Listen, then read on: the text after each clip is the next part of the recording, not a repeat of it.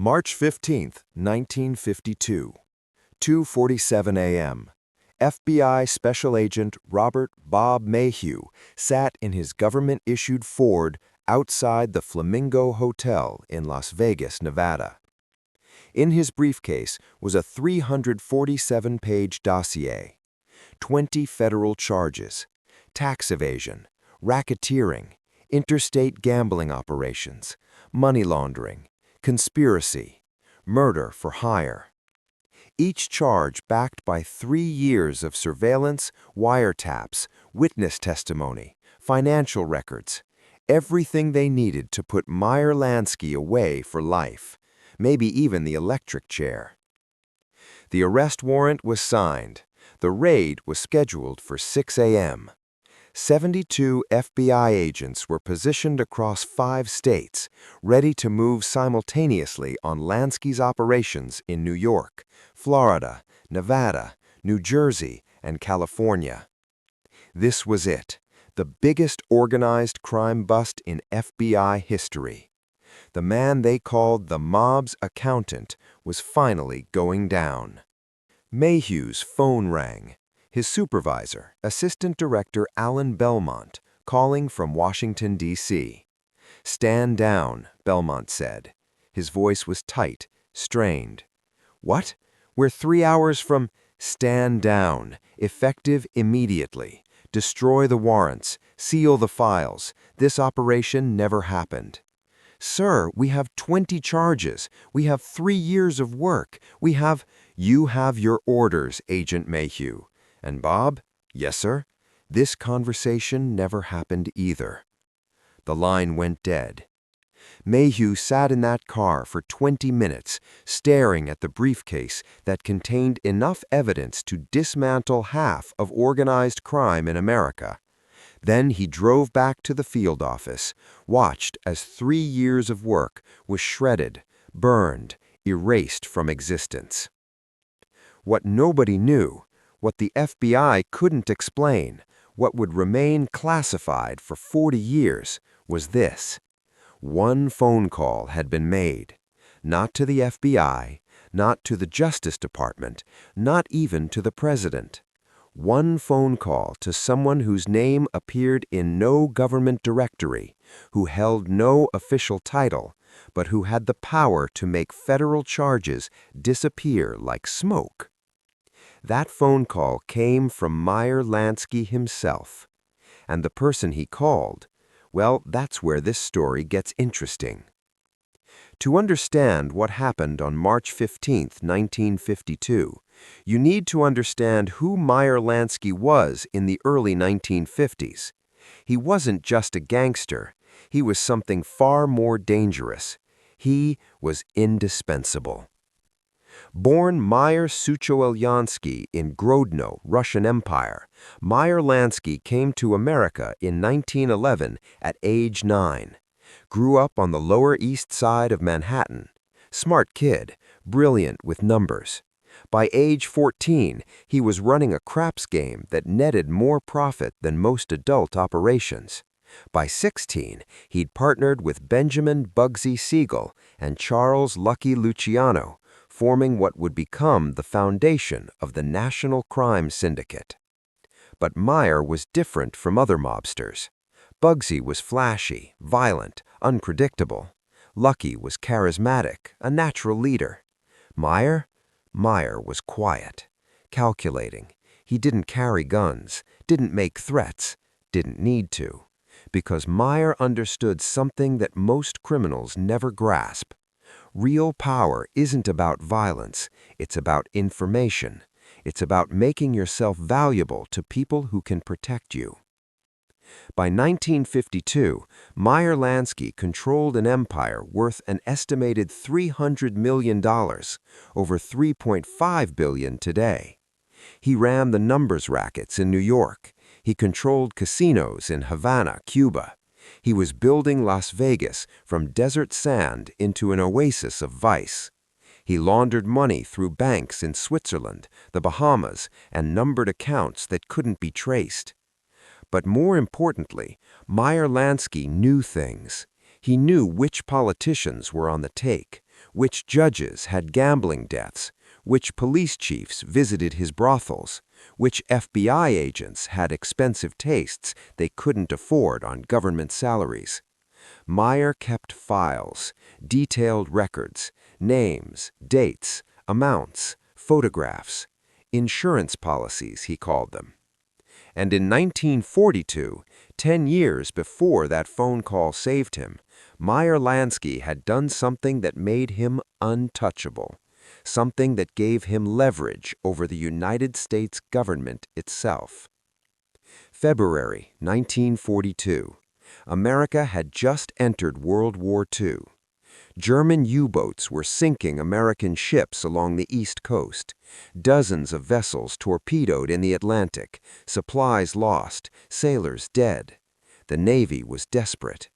They needed intelligence. They needed to know if Nazi saboteurs were operating on the docks, in the ports, among the longshoremen who loaded and unloaded military supplies. The problem? The docks were mob territory. The waterfront, longshoremen unions, every port from Boston to Miami was mob territory. Government agents couldn't get information, couldn't infiltrate, couldn't even get dock workers to talk to them. Someone in Naval Intelligence had an idea, a crazy idea that should never have worked. Contact Meyer Lansky. Ask the mob for help. Lieutenant Commander Haffenden made the approach, met with Meyer in a restaurant in Little Italy, laid out the problem. We need eyes on the waterfront. We need to know if German agents are operating there. We need your help. Meyer listened, said nothing for a long moment. Then, "What's in it for us?" "What do you want?" "Lucky Luciano is in prison, 30 to 50 years for running prostitution. Get him transferred from Dannemora to a more comfortable facility. Give him access to his people. And after the war, we'll talk about commutation." "I can't promise." "Then you can't have the waterfront. Your choice, Commander. Win the war with our help or lose it with your pride." 3 weeks later, Lucky Luciano was transferred from maximum security Dannemora to the much more comfortable Great Meadow Correctional Facility. He was given special privileges, visitors, phone calls, messages carried in and out by his attorneys. And the mob delivered. Meyer Lansky mobilized thousands of dock workers, union officials, fishermen, truckers. Every suspicious person was reported. Every strange ship was noted. Every whisper of sabotage was passed along. When German spies tried to infiltrate the Brooklyn Navy Yard, they were identified within 48 hours and arrested. When a U-boat tried to make contact with agents in New Jersey, mob-connected fishermen tracked it and reported its position to the Navy. The operation was so successful that Naval Intelligence expanded it. They wanted help with the invasion of Sicily, needed maps, intelligence about Italian ports, contacts with anti-Mussolini resistance fighters. Meyer delivered again. Through Lucky's connections, through Sicilian mob families, the military got everything they needed. The Sicily invasion succeeded, partially because organized crime paved the way. After the war, true to their word, Governor Thomas Dewey commuted Lucky Luciano's sentence. He was deported to Italy in 1946, but he was free. And Meyer Lansky? He was owed. The United States government owed him. That debt would come due in 1952. By 1951, the FBI was under pressure. J. Edgar Hoover, the director, had spent years publicly denying that organized crime existed. "There is no such thing as the Mafia in America," he'd said repeatedly. But by the early 1950s, even Hoover couldn't maintain that fiction. The Kefauver committee hearings exposed organized crime on national television. Americans watched mob bosses testify, heard about millions in illegal gambling, saw the connections between criminals and politicians. Hoover needed a win, needed to show that the FBI was tough on organized crime, and he chose Meyer Lansky as his target. Why Meyer? Because Meyer was smart enough to be dangerous but quiet enough to seem vulnerable. Because putting away the mob's accountant would cripple organized crime financially. Because Hoover hated that a Jewish immigrant had built an empire that rivaled legitimate corporations. The FBI launched Operation Silver Dollar in January 1949. Full surveillance on Meyer Lansky. They tapped his phones, followed him everywhere, photographed everyone he met, analyzed his financial transactions. They had agents in casinos, in hotels, in restaurants. 3 years of around-the-clock investigation. By March 1952, they had their case. 20 federal charges. Tax evasion, 7 counts. $4.2 million in unreported income. Interstate racketeering, 4 counts. Operating illegal gambling across state lines. Money laundering, 3 counts. Using banks to hide criminal proceeds. Conspiracy to commit murder, 2 counts. Ordering hits on rival gangsters. Violation of the Mann Act, 1 count. Transporting women across state lines for prostitution. Obstruction of justice, 2 counts. Bribing witnesses and officials. Perjury, 1 count. Lying to a grand jury in 1948. The evidence was overwhelming. Financial records showed millions flowing through shell companies. Wiretaps recorded Meyer discussing business that was clearly criminal. Witnesses were prepared to testify, former associates who'd taken immunity deals in exchange for testimony against Meyer. Special Agent Robert Mayhew was assigned as lead investigator, 43 years old, decorated war veteran, one of the FBI's best financial crime specialists. He'd built the case personally, knew every document, every transaction, every witness. "This is tight," he told his supervisor in February 1952. "We've got him on tax evasion alone. The rest is just insurance. He's going away for life." The raid was scheduled for March 15th, 6 a.m. Simultaneous arrests across 5 states, 72 agents, search warrants for 23 locations. They were seizing financial records, property, assets, everything. Meyer Lansky knew it was coming. Of course he knew. He had sources inside the FBI, had a clerk in the Justice Department who photocopied documents, had a secretary in Hoover's office who passed along memos. Meyer always knew what was coming. On March 14th at 11:30 p.m., less than 7 hours before the raid, Meyer made a phone call from his suite at the Waldorf Astoria in New York. Not to a lawyer, not to a politician, not to anyone in government. He called a number in Washington, D.C., a number that connected to a phone in a townhouse in Georgetown, a phone that was answered by a man whose name appeared nowhere in the operation files, who held no official government position, but who had been present at every major national security decision since 1945. Meyer said 7 words: "I need to collect on old debts." 45 minutes later, the phone rang in Assistant Director Alan Belmont's home in Arlington, Virginia. Belmont answered, half asleep. "Yes?" "This is about Operation Silver Dollar." The voice was calm, authoritative, not offering a name because names weren't necessary. "Who is this? How did you get this number?" "The Lansky raid tomorrow morning. You're going to stand it down." "I don't know what you're talking about." "Yes, you do. Operation Silver Dollar, 72 agents, 20 charges, 6 a.m. You're canceling it." Belmont was fully awake now. "Sir, I don't take orders from—" "You don't take orders from me, but you take them from the director. Check your secure line in 5 minutes. He'll explain." The line went dead. 5 minutes later, Belmont's secure phone rang, the line that only rang for Director Hoover or the Attorney General. He picked up. Belmont. Allen. It was Hoover. His voice was strained, angry, but controlled. Operation Silver Dollar is terminated, effective immediately.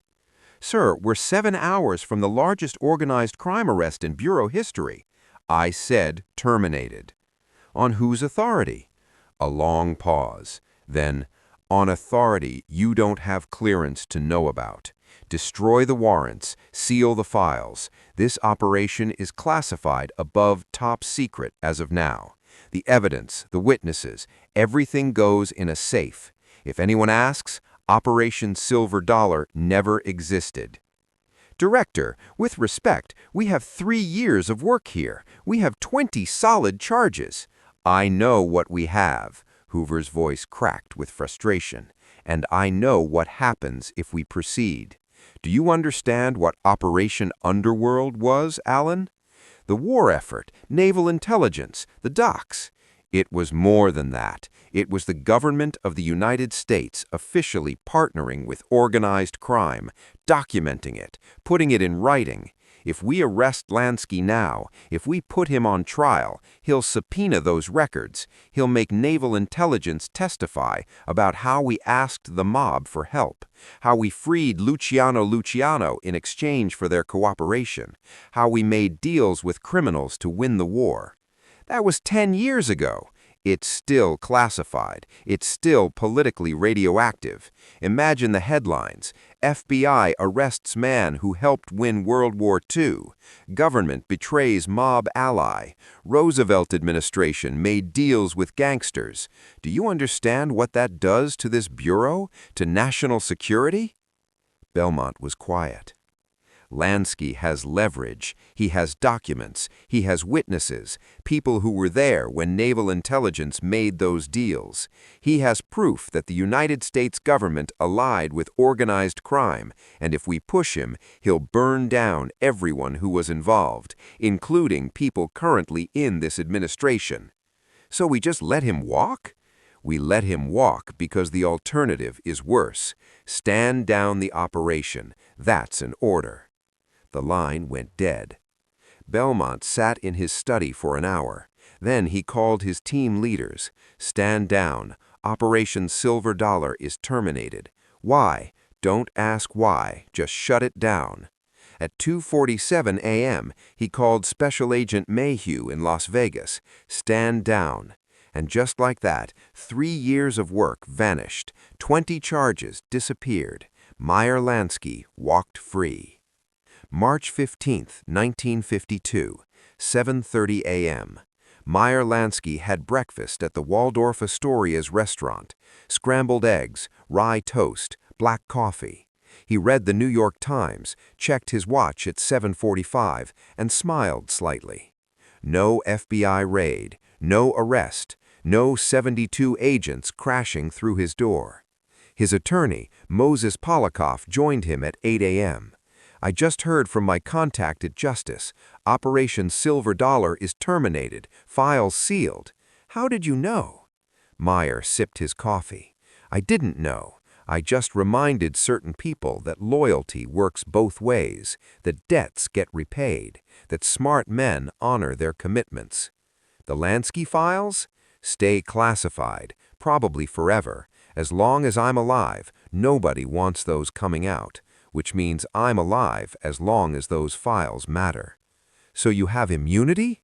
I have something better than immunity. I have leverage. I have value. I'm not a criminal they can lock up. I'm an asset they need to keep quiet. You're a genius, Meyer. No, I'm just someone who understands that power isn't about how much you control. It's about how much you know. And more importantly, how much damage you can do to people who think they're untouchable. For the next 20 years, the FBI didn't touch Meyer Lansky. Oh, they investigated, they followed, they gathered evidence, but nothing stuck. Whenever charges looked serious, they'd mysteriously be dropped. Witnesses would refuse to testify. Evidence would be ruled inadmissible. Files would be sealed for national security reasons. In 1970, after decades of operations, Meyer Lansky finally faced serious legal trouble. But not from the FBI, from the IRS. And even then, the charges were weak. Tax evasion, similar to what they'd had in 1952, but watered down. He fled to Israel for 2 years, was eventually deported back to the United States, faced trial in 1973. The jury acquitted him. Insufficient evidence, they said, though many believed the real reason was that key files from Operation Underworld, files that showed government deals with organized crime, would have to be revealed in court, and certain people in Washington still didn't want that. Meyer Lansky died in 1983 at age 80, natural causes, in his own bed, surrounded by family. Never spent a day in federal prison, despite being one of the most powerful organized crime figures in American history. The Operation Underworld files? They remained classified until 1994, 12 years after Meyer's death. When they were finally released, heavily redacted, they confirmed what everyone suspected. The United States government had made official deals with organized crime, had documented those deals, had given immunity, special treatment and considerations to mob bosses in exchange for cooperation during World War II. But by 1994, everyone involved was dead or too old to prosecute. The scandal came and went, a historical footnote. Meyer had protected himself perfectly. He'd made himself valuable, documented it, and held that documentation over the government's head for 40 years. One phone call in 1952 had reminded powerful people of a simple truth. Some debts never expire. Some favors create permanent obligations. Special Agent Robert Mayhew, the man who'd built Operation Silver Dollar, resigned from the FBI in 1954. Too frustrated by politics, by cases that got shut down for mysterious reasons, by evidence that disappeared into classified vaults. He went into private investigation, eventually worked for Howard Hughes, became famous in his own right. But he never forgot March 15, 1952. Never forgot the phone call that ended his career-defining case. In 1981, 2 years before Meyer Lansky died, a reporter asked Mayhew about Operation Silver Dollar. "Can you talk about it now?" the reporter asked. Mayhew, then 71 years old, thought for a long moment.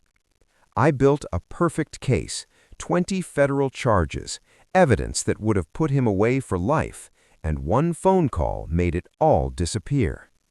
"Who made the call?" "I don't know. Even Hoover wouldn't tell us. All I know is that Meyer Lansky had something on someone, something so damaging that the entire Justice Department backed down." Was it Operation Underworld, the World War II cooperation? Probably, but it was more than that. It was the realization that organized crime and the government had become entangled, that you couldn't prosecute certain criminals without exposing certain officials, that Meyer Lansky wasn't just a criminal, he was a liability to national security because of what he knew. "Do you think he should have been arrested?"